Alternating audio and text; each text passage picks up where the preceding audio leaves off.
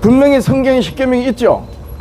그래서 그 성경에 있는 십계명을 믿느냐 아니면 모든 교회들이 다 믿는다 그럽니다. 그러면 십계명대로 신앙생활 합니까? 안 합니다. 원인이 뭘 것 같아요? 글자에 두고 여기에 안 새겨져 있단 말이에요. 이게 문제입니다.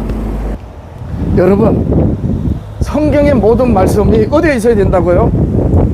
너희는 우리로 말미암아 나타난 그리스도의 편지다.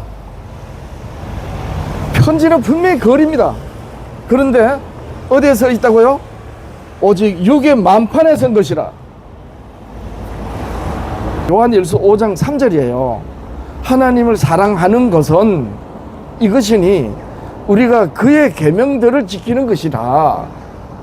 자, 여기서 이제 하나님의 계명과 사람의 계명을 분명하게 이해하지 못하면 안 되겠죠. 예. 어떤 교회가 정통교회고 진리교회인가는 표면적으로 드러나는 걸 가지고 도저히 분별이 안 됩니다. 분별되는 게 뭐냐? 하나님의 계명과 사람의 계명을 이해하는 거예요. 하나님의 계명과 사람의 계명을 이해하지 못하고 주여 주여 하면 결국에 좋은 나무에 아름다운 열매를 맺는 하나님의 성도인지 못된 나무에 나쁜 열매를 맺는 그런 불법을 행하는 자들인지 끝에 가서 드러나는 것입니다. 자, 그런데 여러분 잘 보세요. 그러면 하나님을 사랑하는 것은 이것이니 그의 계명, 하나님의 계명을 지키는 것이라 그랬잖아요. 그러면 어떤 사람이 하나님의 계명을 지키겠습니까? 그 계명을 가지고 있는 사람이 지키겠죠. 하나님의 계명이 없는데 어떻게 계명을 지킵니까? 하나님의 계명이 있어야 되잖아요. 어디에 있어야 된다고요? 성경이라고 하는데 있어야 된다라고 하면 틀린 건 아닌데, 성경을 가지고 똑같은 성경 가지고도 사람의 계명으로 가르침으로 말미암아서 수많은 교회가 갈렸잖아요. 따라서 성경에 기록된 정인들의 증거의 말씀 우리가 믿어야지, 성경을 믿는다 하면 성경은 단순히 기록된 글자입니다. 여러분, 이 기록된 글자의 약점이 뭔지 아세요? 전번에 언젠가 제가 이 자리에서 말과 말씀이 어떻게 다르고 말과 글은 어떻게 다르냐라고 제가 잠깐 소개를 했는데, 말은 말하는 사람의 마음의 뜻이 그 사람의 입으로 소리가 돼서 다른 사람의 귀로 들어가서 그 듣는 사람의 마음에 말하는 사람의 뜻이 들어가는 거예요. 이게 말이란 말입니다. 그럼 말씀도 그래요. 말씀도 말씀하는 분의, 말씀하는 사람의 뜻이 입으로 나와 소리가 되어 듣는 사람의 귀로 들어가서 그 사람의 마음이 새겨지는 것이 말씀이에요. 이런 의미로서 말과 말씀은 똑같습니다. 근데 말은 해도 되는 말이 있고, 다시 말해서 들어야 하는 말이 있고 하면 안 되는 말이 있어요. 듣지 말아야 되는 말이 있단 말이에요. 그렇지 않습니까? 사람마다 다르기 때문에 다 같은 주제를 가지고 점점 모든 사람이 다 제각기 다른 말로 표현하는 거예요. 그래서 들을 말이 있고 듣지 말아야 되는 말이 있는 것입니다. 그러면 말씀은 뭐냐? 말씀은 안 들으면 반드시 화가 따르는 겁니다. 들으면 복이 따르고, 말씀을 듣지 말아, 하지 말라는 말씀을 반대로 들으면, 예를 들어서 하라는 말씀을 하지 말라는 행위로 나타내거나 또 하지 말라는 것을 하라는 행위로 나타내면 그 말을 거꾸로 들었다는 거죠. 그러니까 말씀은 듣는 사람이 듣고 따라야 되는 말씀이에요. 즉 법적 효력이 있단 말이에요. 책임이 따르는 거예요. 이 말은 해도 되는 말이 있고, 들어야 되는 말이 있고, 하지 말아야 될 말이 있고, 듣지 말아야 될 말이 있는데, 말씀은 들어야 되는 것입니다. 예를 들면 이런 거예요. 정상적인 가정에서 부모님이 하시는 말씀은 자녀들이 들어야 되죠. 안 들으면은 그 자녀의 장래는 염려가 됩니다. 당연히 그런 거예요. 또 윗사람이 아랫사람에게 하는 말이 꼭 말씀이냐, 그건 그렇지 않아요. 어떤 학생이 선생님 보고 선생님 제 말씀 들어주세요 라고 할 때 그 학생의 말을 선생님은 들어야 됩니다. 왜냐하면 분명히 어떤 피치 못할 어떤 사정과 또는 더 나은 어떤 무엇인가를 선생님한테 이 학생이 말하고자 하는 거거든요. 따라서 그럴 때는 선생이 윗사람이라 해가지고 무시하면 안 돼요. 반드시 들어야 되는 겁니다. 이에 대한 분명하게 한 예를 들면, 강직한 신하가 임금에게 임금의 말씀을 거두라 하리고 신의 말씀을 들으시옵소서 이렇게 말하는 경우가 있거든요. 이게 말씀이란 뜻이에요. 그래서 공자님 말씀이다, 또 부처님 말씀이다 할 때 보통 사람들이, 평범한 우리 인생을 살아가는 사람들이 귀담아 들을 만한 그런 말씀이기 때문에 말씀이라 하는 것입니다. 자, 그러면 글은 뭐냐? 제가 글을 말하는 거예요. 여러분, 성경을 글자로 대하면 반드시 문제가 되는 겁니다. 글은 뭐냐? 글을 쓰는 사람의 마음의 뜻이 이번에는 눈으로 보이는 거예요. 눈으로 보여서 그 글을 보는 사람의 마음으로 들어가는 거예요. 글을 쓰는 사람의 뜻이. 자, 그런데 문제가 뭐냐? 되돌릴 수가 없어요. 글을 잘못 쓴 것도 문제지만 바른 글도 잘못 받아들이면 안 되는 거예요. 그래서 글은 보는 사람이 주인입니다. 글은 쓰는 사람이 주인이 아니에요. 보는 사람이 주인이란 말이에요. 그래서 같은 성경을 가지고 글을 해석의 정도가 다르다 보니까 그 예수를 표현하는 것이 다 다른 거예요. 이렇게 하여 교회마다 다 같은 하나님, 같은 그리스도, 같은 성령을 같은 성경으로 믿으면서도 말이 다른 것은, 즉 하나님의 계명을 사람의 계명으로 바꿔서 말을 하는 것은 바로 성경이 글자로 되어 있기 때문입니다. 글자로 되어 있는 성경은 보는 사람이 해석을 해서 그 사람이 머릿속에 프리즘된 사상, 어떤 전통의식이라든가 공동체의 어떤 교리, 이런 걸 가지고 말을 하다 보니까 다 다르게 되는 거예요. 근데 글의 약점이 바로 보는 사람이 주인이라 그랬죠. 글을 쓰는 사람은 온데간도 없고 글을 보는 사람이 주인이 되버려요. 그래서 하나님이 선지자들로 또는 우리 주님이 사도들로 말씀하신 말씀이 다 엉뚱하게 말하게 되는 것입니다. 성경이 글자로 되어 있다 보니까.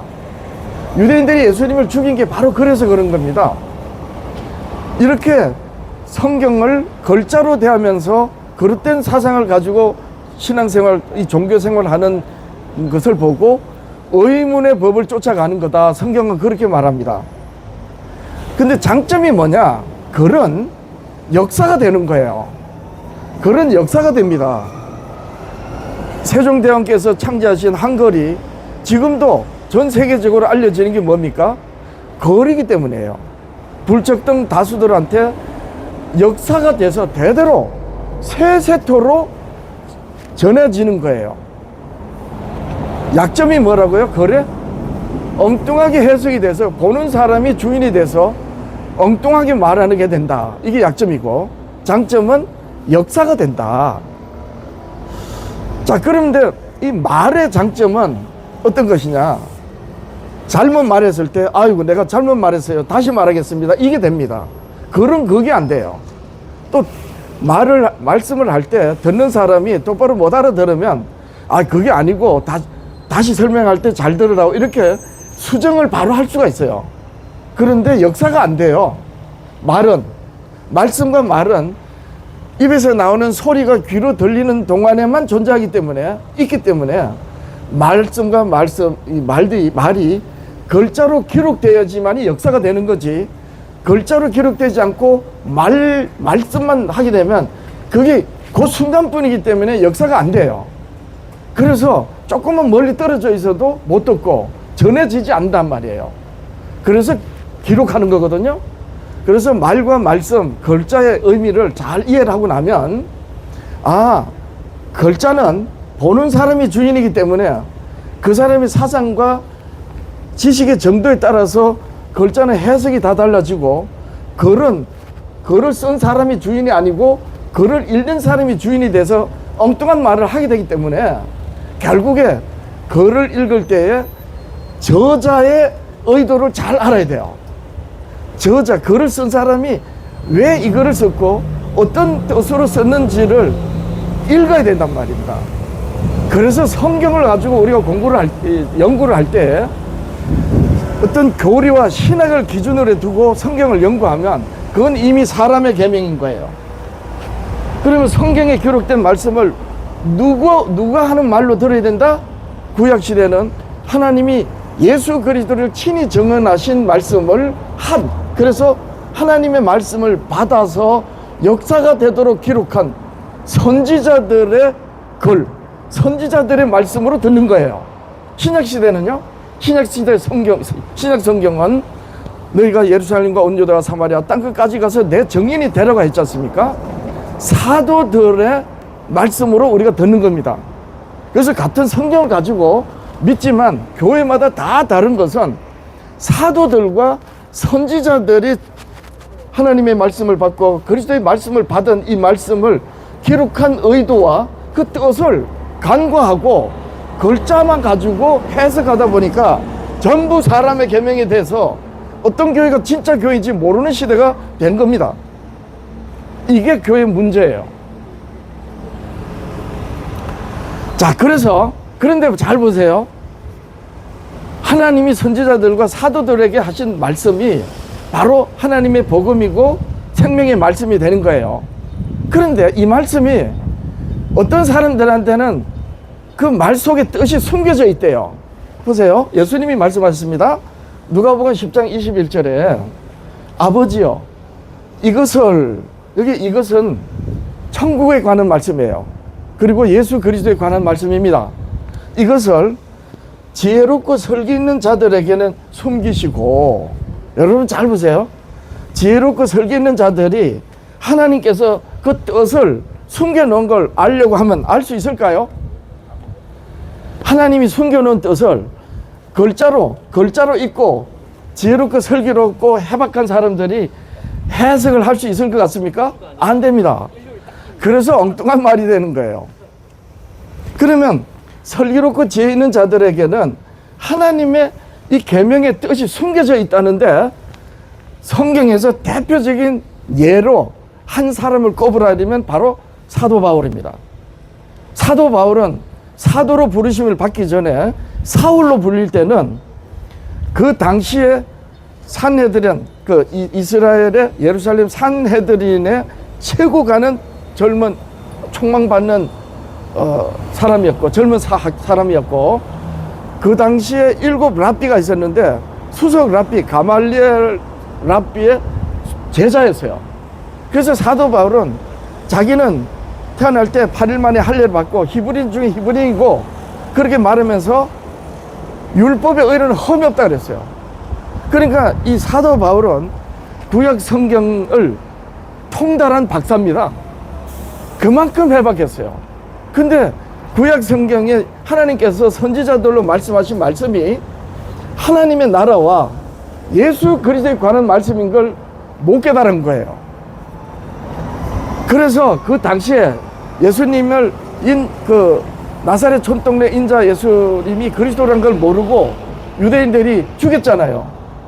유대인들이 로마 제국 빌라도 총독의 손을 빌려가지고 예수님을 죽였는데 누가 죽였나요? 무식하고 어리석은 사람들이 예수님을 죽였나요? 아니에요.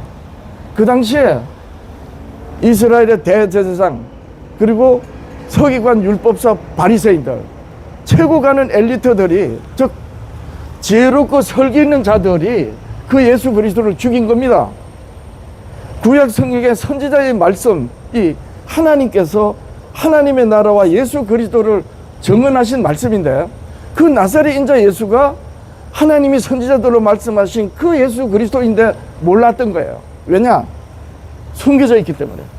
즉 다시 말해서 왜 하나님의 말씀, 하나님의 계명을 사람들이 사람의 계명으로 말하느냐? 하나님이 엄히 명하신 계명의 속에 감춰진, 즉 하나님이 계시의 말씀이 지혜롭고 설기 있는 자들에게 숨겨져 있단 말입니다. 이래서 공부를 많이 한 사람일수록 어떻게 성경이 글자로 되어 있다 보니까 원어다, 뭐 히브리어다, 헬라어다, 영어 성경이다, 별별 아주 최고의 지식을 총동원해 가지고 성경을 해석하는데, 그렇게 해석하는 사람이 어리석은 사람이에요, 지혜롭고 설기 있는 사람이에요? 당연히 선생 자리에 앉아서 선생이라고 하는 지혜롭고 설교로운 자들이 아닙니까? 이러다 보니까 사람의 말을 하게 되는 겁니다. 여러분 잘 생각해 보세요. 제가 그냥 두서없이 지나가는 말로 하는 게 아닙니다. 말과 말씀의 의미와 글자에 대한 의미가 뭔지를 알고 나면 같은 성경 가지고 왜 교회들이 서로 다른 말을 하는지 그 원인을 알 수 있는데, 그 원인이 뭐다? 글자로 된 성경을 소위 똑똑하다고 하는 지혜롭고 설기 있는 자들이 자기들의 사상과 자기들의 학문과 자기들이 소속된 전통 그 교리와 신학을 가지고 해석하다 보니까 전부 엉뚱하게 말하게 되는 것입니다. 예. 자, 그러면 누구 말을 들어야 되느냐? 제가 말씀드렸죠. 성경에 기록된 말씀을 하나님이 친히 정언하신 그 정언을 받은 선지자들과 예수님에게서 직접 보고 듣고 만지고 같이 음식을 나누면서 동고동락을 했던 사도들의 말로 들어야 되는 거예요. 그래서 사도 바울이 이렇게 말합니다. 사도 바울이 아까 한 인물을 소개한다 그랬는데, 이렇게 사도 바울이 예수님을 만나기 전에는 최고의 지혜롭고 설기 있는 자들 속에 한 사람이었지만 자기가 공부한 사상을 가지고 그 예수를 죽였어요. 근데 나중에 예수님께서 다메섹 도상에서 예수님이 나타나셔서 네가 왜 나를 핍박하느냐는 말씀을 듣고 사도 바울이 예수님을 알게 됐죠. 예수님을 알고 난 다음에 성경을 다시 보니까 구약 성경에 자기가 그토록 공부를 했던 모든 말씀이 다 나사렛 인자 예수를 가리키는 거예요. 그래서 사도 바울은 내가 이전에 배웠던 모든 걸 똥으로 버린다고 다 버려버리고 오직 예수만 아는데 모든 걸 다 바치고 쫓아갔던 것입니다. 아직도 잡았다 얘기하지 않고 잡을 바를 향해서 달려간다. 예, 이렇게 지혜로운 사람이 어떤 사람이다? 공부를 많이 한 사람일수록 그런 거예요. 이런 사람들이 문제인 것입니다. 오늘날 말하면 어떤 사람들입니까? 구약시대 성경으로 말하면 대제사장, 이스라엘의 대제사장, 서기관, 율법사, 이런 사람들이 아닙니까? 오늘날은요, 각 교회 교단의 총회장과 그리고 영향이 있는 신학대학교 교수들, 이들이 누구라고요? 설기롭고 지혜로운 자들이에요. 이들에게 하나님의 계명에서 비치는 계시가 다 숨겨져 있단 말입니다. 그래서 사도 바울은 나중에 그리스도를 바로 깨닫고 난 다음에 신약 성경의 절반을 넘게 편지로 썼습니다. 그 데살로니가서에서 이렇게 편지를 합니다. 데살로니가전서 2장 13절에 이러므로 우리가 하나님께 끊임없이 감사하만 너희가 우리에게 들은 바, 누구에게 들은 바? 예수 그리스도를 직접 만났고 예수 그리스도께서 직접 내 증인이 되라고 해서 보내신 증인들의 말을 들은 바, 이렇게 된 거예요. 하나님의 말씀을 받을 때 사람의 말, 사람의 계명으로 받지 아니하고 하나님의 말씀을 받으미니 진실로 그러하도다. 이 말씀이 또한 너희 믿는 자 가운데서 역사하느니라. 여러분, 성경을 우리가 가지고 공부를 할 때, 연구할 때 어쩔 수 없이 글자로 되기 때문에 글자를 봐야 됩니다. 문제는 이 글자는 보는 사람이 주인이 되기 때문에 그 사람의 사상과 그 사람의 공부의 정도에 따라서 말하게 돼 있어요. 그래서 엉뚱해지는 거거든요. 따라서 우리가 신앙생활로 성경으로 하나님의 말씀을 믿을 때 누구 말로 믿어야 된다? 구약시대는 하나님이 선지자들로 말씀하신 그 선지자들의 말씀으로 들어야 되고, 신약시대는 예수 그리스도를 직접 보고 그분에게서 가르침을 받은 정인인 사도들의 말로 우리는 받아야 되는 거예요. 여기서 이탈되면은 예수 그리스도 교회가 아닌 것입니다. 자, 그럼 보세요. 이렇게 하나님을 사랑하는 자는 하나님의 계명을 지킨다 그랬죠. 그리고 그 계명은 사람의 말이 아니다. 지혜롭고 설계한 자는 그들에겐 숨겨져 있어서 그들이 말하는 말은 다 엉뚱해진다고 그랬죠. 그래서 반드시 정인들의 말씀으로 받아야 된다. 자, 이 말씀이 어디에 있어야 된다? 사도 바울이 말합니다. 고린도후서 3장 3절이야. 너희는 우리로 말미암아 나타난 그리스도의 편지니. 사도들에게 듣는 거예요. 구약 성경은요, 선지자들에게 듣고. 자, 너희는, 우리 교회는 우리로 말미암아, 사도들, 예수 그리스도의 정인으로 말미암아 나타난 그리스도의 편지다. 여러분, 편지는 글자 아닙니까? 편지는 글이잖아요, 글. 근데 이 글이 어디에 써졌냐 보세요. 이는 먹으러 쓴 것이 아니요. 먹으러 쓴 게 뭡니까? 책이잖아요. 먹으러 쓴 책을, 글자는 보는 사람이 주인이라 그랬죠. 그래서 이 먹으러 쓴 글자가 또한 어디에 있어야 되느냐? 오직 살아계신 하나님이 영어로 쓴 것이며 또 돌판에 쓴 것이 아니요. 글자가 아니라는 거예요. 오직 육의 마음판에 쓴 것이다. 마음판에 새겨져야 되는 거예요. 즉, 다시 말해서 하나님이 선지자들로 말씀하시고 우리 주님이 사도들로 말씀하신 말씀을 기록한 성경에 이 말씀들이 어디에 있어야 된다고요? 마음에 같이 있어야 되는 겁니다. 그래서 하나님이 이스라엘을 애굽에서 이끌어내셔서 시내산에서 모세로 이스라엘과 언약을 하실 때 하나님이 계명을 말씀하셨어요. 하나님이 돌판에 써주셨죠. 근데 그 돌판에 써주신 것이 어디에 있어야 된다고요? 육의 신비에, 마음에. 그리고 모세에게 말씀하신 율법을 먹으로 써라 그랬어요. 그래서 율법책을 성소에, 지성소에, 법궤 속에 또 곁에 두라 그랬습니다. 언약의 열 말씀 돌판 10계명하고. 예. 그런데 하나님이 모세에게 10계명을, 언약의 계명을 글로 써주시고 모세로 하여금 율법책에 기록하라 하셨지만은 하나님이 이렇게 말씀하십니다. 소위 말하면 그 유명한 쉐마입니다. 이스라엘아 들어라. 내가 오늘 너희들에게 이르는 말을 어디에 새기고? 마음에 새기고. 여러분들이시요, 성경에 기록된 말씀이 사람들의, 성경을 읽는 사람의 마음에 기록되지 않으면 그 사람의 말은 100% 사람의 계명이 되는 것입니다. 그럼 보세요. 오늘날 교회들이 하나님의 10계명대로 신앙생활을 합니까? 분명히 성경에 10계명이 있죠. 그래서 그 성경에 있는 10계명을 믿느냐 안 하면 모든 교회들이 다 믿는다 그럽니다. 그러면 10계명대로 신앙생활을 합니까? 안 합니다. 원인이 뭘 것 같아요? 글자에 두고 여기에 안 새겨져 있단 말이에요. 이게 문제입니다. 여러분, 성경의 모든 말씀이 어디에 있어야 된다고요? 너희는 우리로 말미암아 나타난 그리스도의 편지다. 편지는 분명히 글입니다. 그런데 어디에 서 있다고요? 오직 육의 만판에 쓴 것이라. 예. 자, 이렇게 하여 정말 어떤 교회가 진짜 진리의 교회인지 이제 드러나게 되죠. 아까 제가 서두에 교회들마다 비슷한 공통점이 있고 다른 점이 있다고 제가 그랬지 않습니까?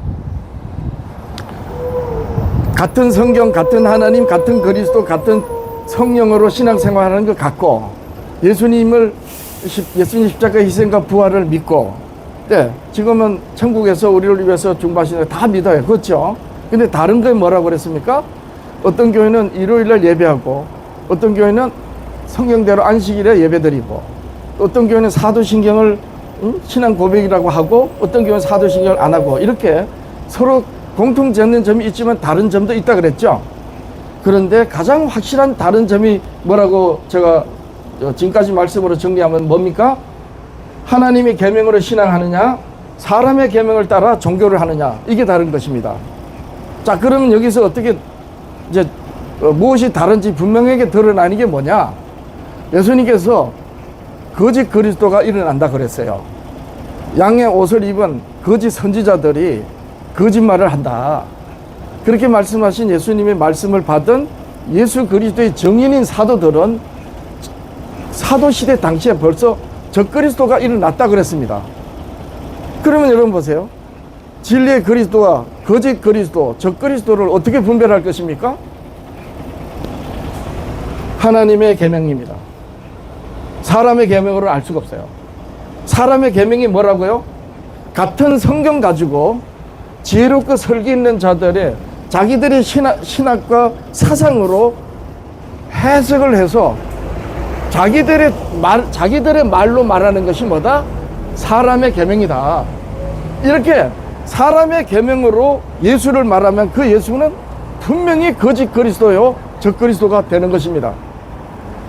즉 다시 말해서 교회가 같은 점도 있고 다른 점도 있지만 그 모든 걸 다 아울러서 뭐 영원 불지옥이 있다 아니다, 뭐 안식일이 맞다 일요일이 맞다, 여러 다른 점이 있어서 서로 충돌하고 정통이네 비정통이네 합니다. 근데 이 모든 걸 다 제쳐놓고 딱 하나로 가지고 정말 진짜 진리의 교회인지 가짜 교회인지를 이제 질문을 하게 됩니다. 장로교 그리고 감리교를 신앙하는 기독교인 여러분 대답해 보십시오. 감리교가 믿는 예수, 장로교가 믿는 예수가 이만희 신천지교가 믿는 예수하고 같습니까? 다릅니까? 같다고 못할 것입니다. 순복음교회, 성결교회, 구세군 이렇게 정통을 주장하는 교회 예수가 안상홍 하나님교회 예수하고 같습니까? 다릅니까? 아마 같다고 못할 것입니다. 같다고 하면 그분들은 성경을 오해하는 거예요. 성경에는 분명히 거짓 그리스도가 있고 적그리스도가 있고 진리의 그리스도가 있다고 예수님이 직접 말씀하셨어요. 따라서 세상의 모든 교회들이 믿는 예수 중에 어떤 교회 예수는 분명히 거짓 그리스도고 적그리스도인 것입니다. 그렇다면 장로교 예수가 어떻게 이만희 신천지교 예수와 같을 수가 있고, 또 감리교 예수가 어떻게 안상홍교 정명석교가 믿는 예수하고 같을 수가 있습니까? 없죠. 그럼 어떻게 분별할 수 있습니까? 구약시대 선지자들로 말씀하신 하나님의 말씀과 신약시대 사도들로 말씀하신 그리스도의 말씀으로 알 수 있습니다.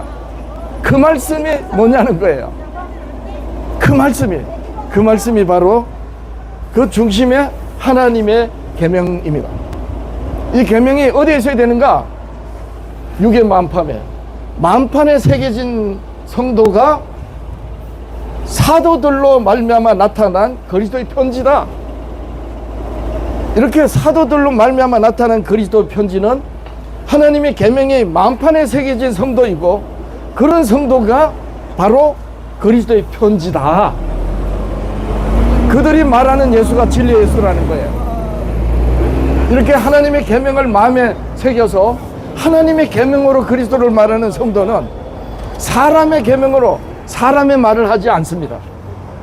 사람이기 때문에 그 행위가 온전하지 못한 모습은 있을지라도 그들은 양심을 따라서 진실되게 하나님의 계명으로 그리스도를 전하고 신앙생활을 하는 거예요. 왜? 육의 만판에 사도들이 편지한 하나님의 계명이 새겨져 있기 때문에. 하나님께서 사랑하시는 여러분들이시여, 여러분들이 진정 하나님의 그 지극하신 사랑을 받는 여러분들이 되시길 바랍니다. 하나님은 이 세상의 모든 사람들을 사랑하시지만 안타깝고 유감스러운 것은 그 하나님의 사랑을 받는 사람이 있고 받지 못하는 사람이 있어요. 어디에서 갈린다고요?